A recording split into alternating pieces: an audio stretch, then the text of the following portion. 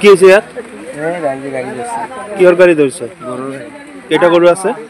কেইটা গৰু কি চোৰাং গৰু নেকি কাগজ আছে না তোমাৰ ওচৰত আছে না নাই তেন্তে কেনেকৈ অৰিজিনেল হ'ল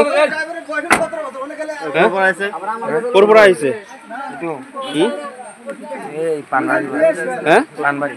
কাৰ মাল হয় কি নাম কি নাম কি নাম কি সুলতান ক'ত যাব লাংলা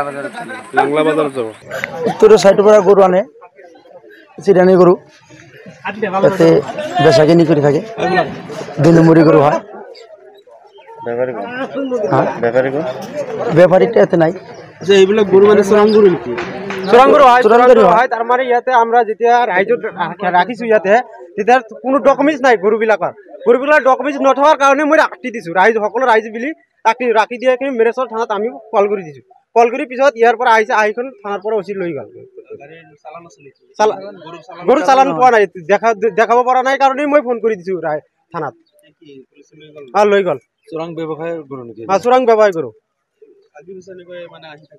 আগেৰ পৰা আহি থাকে কিন্তু আমালোকে ই নকৰো চেক নকৰো কিন্তু আজি যেতিয়া চালু ড্ৰাইভাৰখন সৰু মানুহ গাড়ী চলাই আছে তেতিয়া মই চালো যে তোমাৰ বয় কিমান সি ক'লে